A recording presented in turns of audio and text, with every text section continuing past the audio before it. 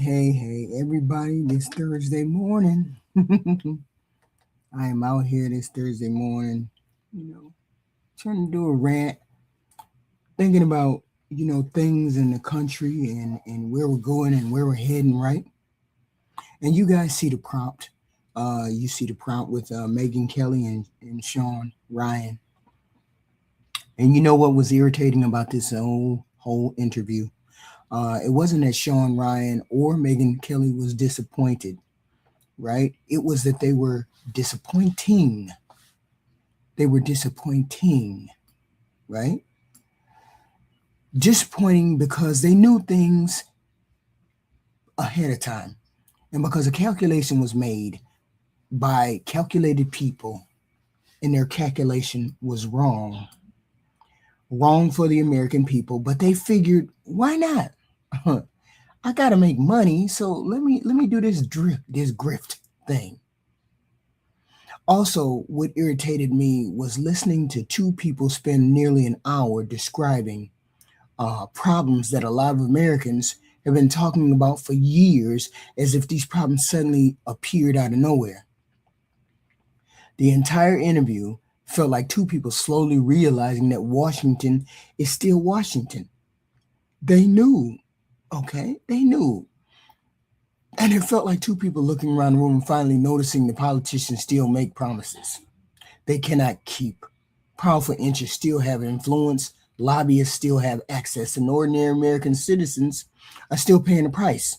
And at one point, Sean Ryan says it feels like the new boss is the same as the old boss.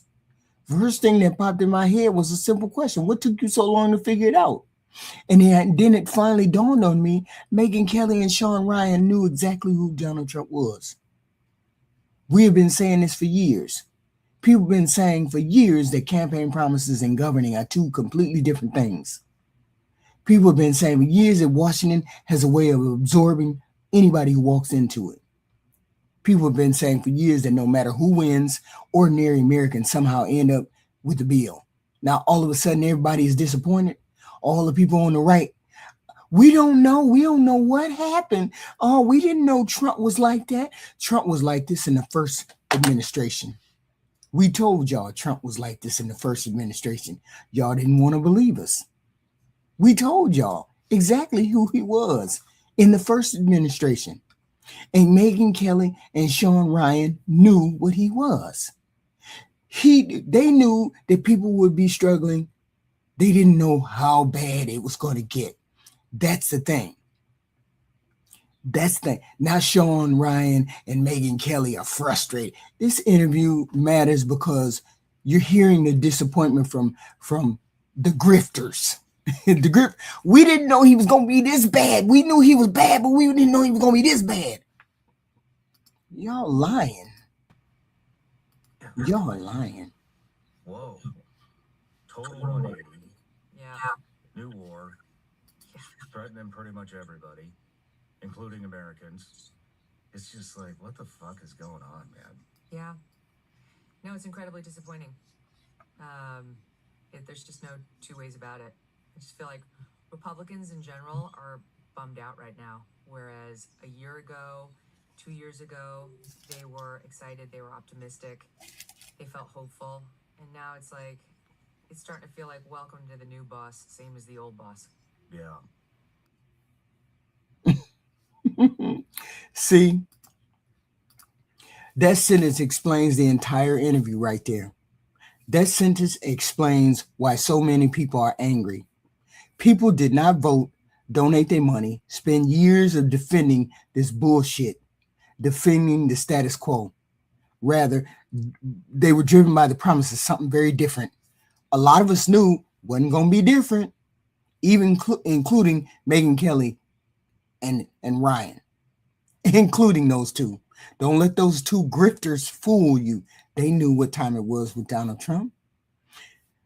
We were told that the corruption would finally be exposed. Washington would be challenged. The new era of transparency and accountability would be there. Believed that the powerful interests would lose their influence. Why do you think we fought so hard to make sure that we didn't get money into politics? When the Supreme Court made that decision about Donald Trump having immunity and the I forgot the name of the Supreme Court decision that let money get into politics. Well, business could be a person and donate to a campaign. When that got into politics started going downhill. And all of this happened within the Trump era. So we knew, a lot of us knew, that this was not going to be a good thing. And so did these two people here. Okay? Nobody knew how bad it would be. We were told as American citizens that we would finally be fighting for something, cleaning the swamp. When people hear those promises over and over again, we naturally expect those kind of results. That is how expectations work. The problem is that the reality of Donald Trump showed up like 100-fold in this second term. We saw it. You know how you look into the distance and you see something coming and you be like, is that what I see it is? Yes. When it got up close, Donald Trump got up close, the second term, we knew exactly what it was. We knew exactly. And so did Megyn Kelly, and so did this Ryan character. Okay? Political branding and campaign slogans eventually collided with the harsher truth. Reality showed up when a family spends money at the grocery store, more than they did 2 years ago. There's no way you can say this economy is better than Biden's. No way. Unless you just are trying to be goofy or on some other goofy-ish. Okay?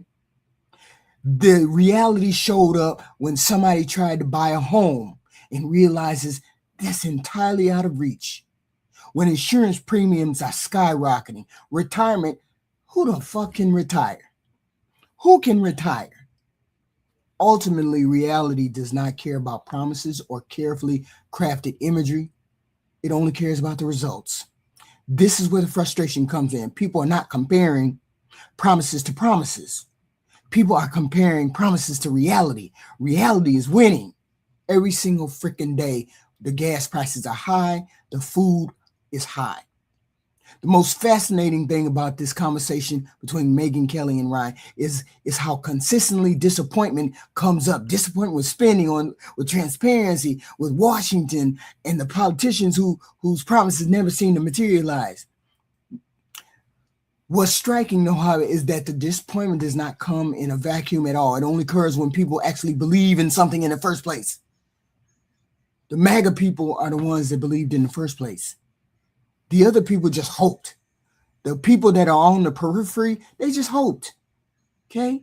But these two right here, Megyn Kelly and this Ryan character, they drug y'all down that hole.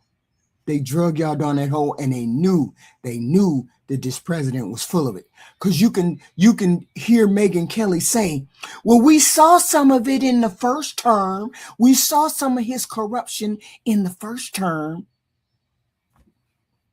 And she's too smart to know that shit kept going. That she's too smart. She knew. This is why it's a grift for her. This is why it's a grift for her, because she saw it in the first term. She just wanted to make money. Okay. She just wanted to make money. The frustration we hear and the frustration we feel is a direct reflection of the trust that was invested yesterday with this president.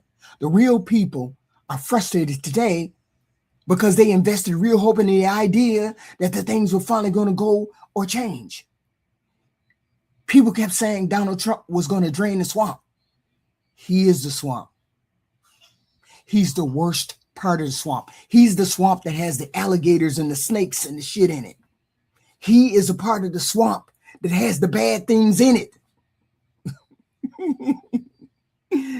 And a lot of us saw that. See, we listened to the speeches, we followed the political coverage, donated money, defended politicians in conversation with friends and family, and we genuinely believed that the future was going to look different from the past. When somebody invests that much hope into a movement, a candidate, a man, or a set of promises, they naturally expect to see results. Same thing with Obama. People threw all their hopes and dreams and wants and desires on Obama. And Obama was just a man working within the system. Same thing with Donald Trump.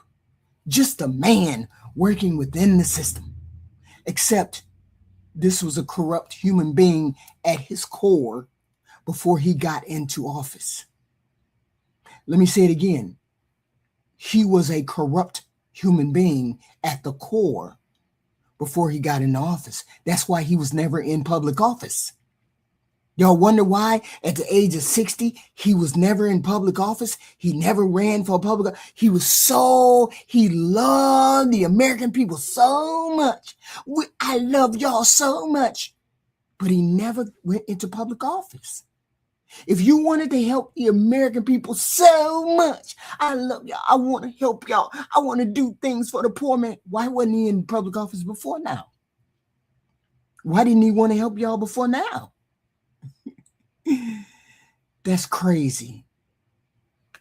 Let me play you the second video about Thomas Massie. Hold on. Thomas Massie.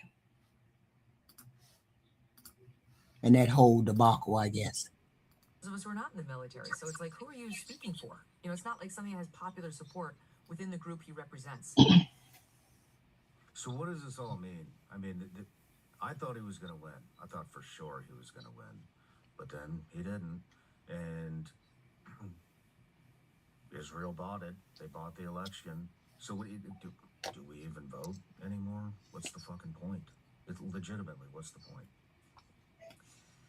It's very hard for me to argue against your cynicism. I think a lot of us... we have a duty to vote, but like, why? Yeah, for what? What? If they're just gonna, I mean, ideally, a candidate will come along who will represent an antidote to the system. And I know that we thought Trump was that, but like, if you look back, there were a lot of signs that Trump was not going to be that. You know, the self-dealing that Trump's always done on economic matters, like finances, around his family business, should have telegraphed to us he was viable. Mm-hmm. I don't think everyone is. You know, I do think like Thomas Massie wasn't. There are certain people who actually have deep principles and they stand by them and they couldn't be bought and paid for. Now, could they win a presidential election? That I don't know. Y'all notice what she said, right? We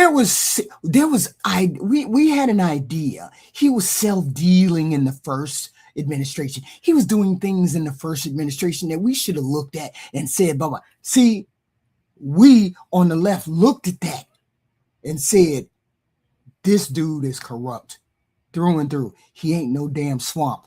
He's the swamp that has all the alligators and the snakes in it. He is the swamp. He is the part of the swamp that has the alligators and the snakes in it. But this is where that conversation became uncomfortable, right? Thomas Massie did not create these expectations. Thomas Massie did not invent these promises. Thomas Massie was talking about things people were already told would happen. That is what makes this section of this video so important. When supporters began asking questions about promises that were already made, the conversation changed completely. Now, we're not talking about Democrats versus Republicans. We're not talking about left versus right.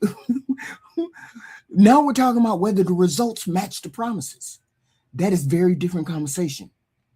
The reason people become uncomfortable when somebody starts talking about these questions is because questions force people to compare their rhetoric to reality. Rhetoric is easy. Reality is hard. Anybody can make promises. Anybody can give a speech. While anybody can tell voters what they want to hear, the true difficulty lies in producing tangible results that actually improve people's lives. And Megyn Kelly knew before Donald Trump even ran that he was in a corrupt position. These promises is the ultimate standard that ordinary Americans care about, stripped of political rhetoric and grandstanding. At the end of the day, our concerns are fundamental and deeply personal. I get that. We care about whether we can afford to buy a home, manage the rising costs of gas and food and health care, and secure stability for the family someday. More than anything, we care about the legacy we leave behind, right? Whether our children will have a better future, more prosperous life than they did. That baseline economic security and hope for the future is what truly matters. Everything else is secondary. And so as I listened to this interview, I kept thinking about how disconnected Washington feels about the ordinary lives of regular people. How disconnected they are. The average American is not spending all day debating politics, not talking about I don't know, freaking Massie, Obama. No, your average American is trying to keep afloat. We trying to afford a house. We trying to buy a car. We trying to pay the bills. Okay. I was scared to look at my electric bill yesterday. I was scared to look at it because I was like, oh man, if that electric bill is like $300, oh Lord. The reality is what makes the next clip that I play important. Hold on, let me play this one. Let me play you this one. Here we go. Our kids are gonna be stuck with this. And now look at the state of the Middle East now. Look what's happening in the Strait. You know, it's like I go by the people around me. First of all, like my friend and hairstylist Sarah, who I love. She's like, I am sick of talking about the Strait of Hormuz. Because she's a normal person. She is worried. She's like, I have a good job. I make decent money and I can't get a house. And it cost me $150 to fill up my car yesterday. Like, that's what a normal person sounds like. But what's happening in the Strait is causing some of those problems that she's having. And because of Trump now, we are forced to think about the Strait of Hormuz, which is in worse shape now than ever because there's no way we're emerging from this without Iran somewhat in charge of it. Yes. There's no way. Right. I'm scared to death that the U.S. dollar is going to be thrown off the world reserve currency. I don't even really know what that looks like if it does, but it's not going to be good. And that's what seems to be happening from my perspective. I mean, they're hitting all the infrastructure of our allies that reinvest all that oil back into Wall Street. I think it's UAE already said was it UAE? They already came out and said when we run out of US dollars, we're going to the UN. Yeah. That's crazy. That sounds crazy, don't it? That's one of the most revealing things of this interview. People don't reach this level of frustration overnight. We don't reach the level of frustration after years of feeling like lives are not improving no matter who wins. Okay, so we get to this level of frustration after hearing promises every election while watching their own circumstances, watching our circumstances get worse. Nobody is really listening. That's the dangerous part. Not because people are becoming extremists. That's not it. It's dangerous because people are becoming exhausted with this. Exhaustion is harder to fix than anger. Angry people are still engaged with this whole thing. When we become frustrated, start to question whether the participation matters like they said, what's the point of us voting if Israel bought the election? What's the point? Because it seems like somebody's buying the election. That's why we never wanted money in politics. That's why we never wanted that decision that the Supreme Court made regarding the money in politics. A company is a person. A company is an entity. A company can vote. A company can donate money, and when that money started coming into the system, people learned to take advantage of it, including this administration. Okay? Most people stop believing in stop believing in participating in this whole system. And when they got engaged this election, when people got engaged in this election, people who had never gotten engaged before. Oh, we're gonna vote for Kamala, we're gonna vote for Trump, we're gonna vote. And then they get screwed over. Because that's what happened. The American people got screwed over. This administration screwed people over. You got betrayed. Now we see the cracks. Most people see the cracks. Most people see the grifting. Now we get to the real issue, the issue underneath every political argument, every campaign, every speech. People want to know whether their lives are going to get better. That's the question. Not whether somebody won a debate, won an election, scored points in the media, got embarrassed because of their opponent on TV. People want to know whether their lives are going to get better. That brings us to this final clip. This is my final clip with Megyn and Sean. Okay? Two grifters extraordinaire, who I believe are grifters. I haven't seen Sean Kelly's podcast, but he seems like he's a smart cookie, and a smart cookie would pick up on bullshit real quick. And I know Megyn Kelly is because she has that persona, that lying persona, that slick ass persona she thought that Obama had. She's got that slick ass persona. That's how I know she's a grifter, because she knew from jump, from her conversation, from what she talked about, from all these interviews after Donald Trump did what he did with the war and blah, blah, blah. I know she's a grifter. I know that she understands what happened, and she knew what was going to happen. She just knew she could make money from it. But here's the final clip. And the Democrats said, this is just recently, it's only going to take $30 billion. But we need to do this for an already suffering public. And look, Sean, the truth is, even though I hate Obamacare and worked very hard to stop it from passing back in the 08 to 10 timeframe, these Americans, it's not their fault. They didn't want it. It was shoved down their throat by Obama. They're suffering. They can't afford it. They can't afford groceries. They can't afford gas prices. They can't afford home. Wait a minute. Listen to what she's saying. She's saying, oh, we need that Obamacare. That's what she's saying. We need the Obamacare now. We need that. After being a big advocate not to get Obamacare, now she's advocating for Obamacare? That's wild.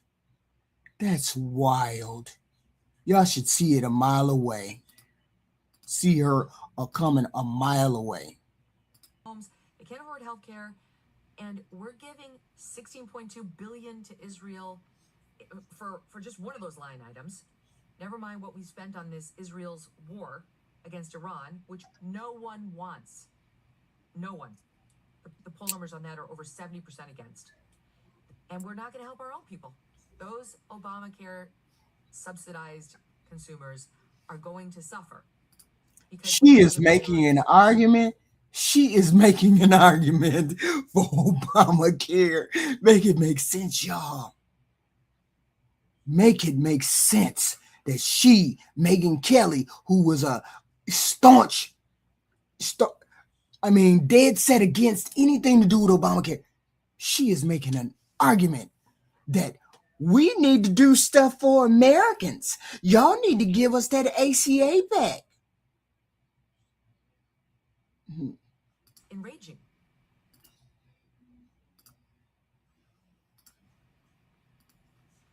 And the Democrats said, this is just recently, it's only going to take $30 billion. But we need to do this for an already suffering public.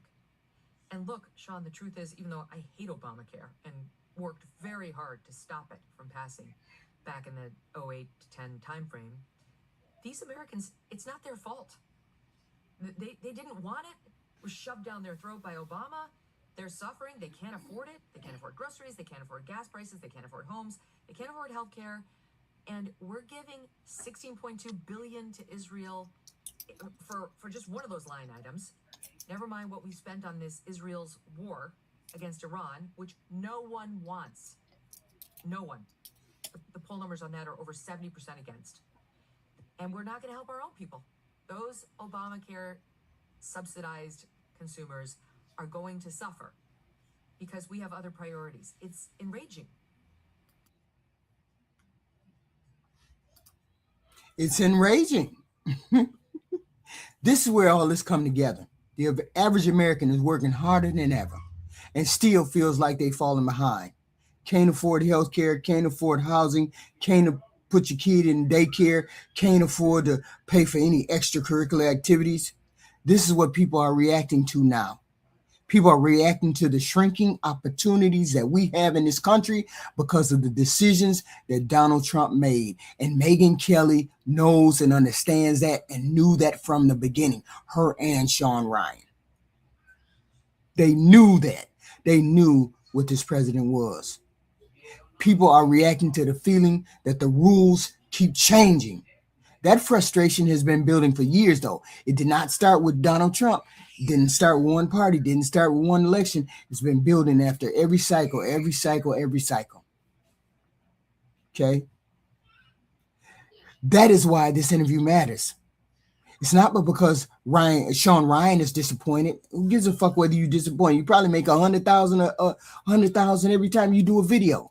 Megyn Kelly, you probably make $200,000 every time you do a video. You ain't suffering like we are.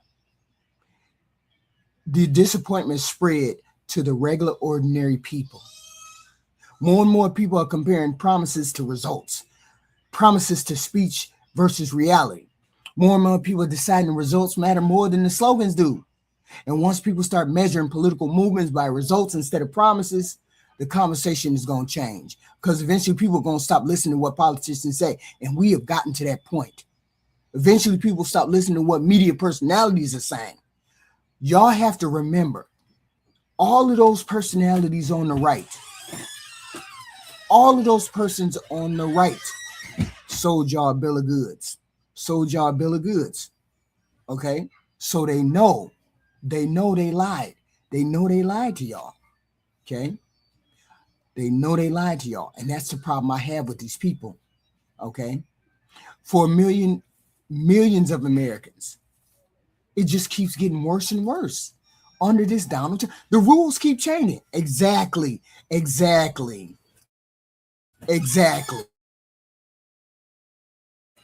rules keep changing for everyone. Now we don't even know. We don't even know what to believe, who to believe, when to believe, how to believe. Okay? The difference is between us and Megyn Kelly and Sean Ryan is that they knew prior, because they knew from his behavior. They go to those parties. They go to Washington celebrations, birthdays, holidays. They knew all of this, but they let you all go down the path of this goofy shit without warning y'all that this was what was coming. Because they have money. These people have money. They have money, power, influence. They don't care. They're not suffering from the gas prices. They're not suffering, like Megyn Kelly said, her friend, who's a hairdresser. She's suffering. Can't afford a house, can't afford a car, can't afford food, can't afford grocery, can't afford gas. They ain't suffering, but they knew. And this is what I didn't like about this interview. You pretended like you didn't know. You pretended like this was brand new to you. I didn't know Trump was going to go so far. You knew he was grifting. You knew he was stealing from the American people the first term. You knew that. He tried to sue us, his people, for $10 billion. If that don't tell you that he was trying to get money from, and he's been getting money from the United States, from the people, from our coffers, making us poor and poor and poor, I don't know what to tell you. Okay? I don't know what to tell you. And the Republicans are complicit. And Megyn Kelly and Sean Ryan and Hulk Hogan, not Hulk Hogan, But Rogan and all them goofy people on the right know that they knew what was going on with this president. I don't know what question you have. If you like my commentary, please put a like, share, and subscribe in the comment section. Hit the like and the share and the subscribe button. I do content like this every day. I just happen to be so pissed off when I saw this interview with Megyn Kelly and Sean Ryan, pretending to be surprised and shocked about what was going on when they knew from the beginning. Because you can listen to this interview. Go back and listen to this interview with Megyn Kelly and Sean Ryan and listen to what Megyn Kelly says. She says, oh, we saw the grifting in the first term. We saw Donald Trump was a part of the swamp in the first term. We saw all of that. We just thought he was going to be different. We saw it, but we thought he was going to be different. And you immediately, as soon as he got into office, you knew he wasn't going to be different. You knew it. And yet and still you went along with the grift. You went along with the lies. You went along with the money scamming that this president has done to the American people. No president in history has tried to sue their own people for money. No president. No president. No president. I'm not even going to say no more. All of this should be obvious to people. All of this should be obvious. And it's only a certain subset that it's not obvious to. And I think they're either mentally ill or they're sociopathic, psychopathic. Because nobody could see this destruction coming on our country and say, oh yeah, I want that destruction. I want us to go to war. I want us to do it. I want all of that. Only person that's psychopathic or mentally ill would believe that they want this to happen to their country. And only those people would not want us to turn back around, which we need to turn back around. Okay. Yes. Megyn Kelly is all about the money. Her and Sean Ryan, they make plenty of money every month. They're not worrying about any of these things. That's why it doesn't bother them to lie to you. It doesn't bother them to lie to the American people. So hit the like, share, and subscribe. I have content like this every day. I just had to. I had to say something. Because the smugness of this woman, knowing that she's lying to her audience, knowing she's lying to the American people about what this president has done to this country. I don't know. I didn't know it was going to be so bad. I didn't know. Yes, you did. Money corrupts. Money corrupts. Power corrupts. It's just a matter of how much it can corrupt. It's only a matter of how much. And she knows that this administration is way out there. Please hit the like, share, and subscribe. I appreciate it. I will be back tonight with more content at 10 p.m. I appreciate you showing up this morning. Thank you all. I appreciate it. Please hit the like, share, and subscribe. Thank you.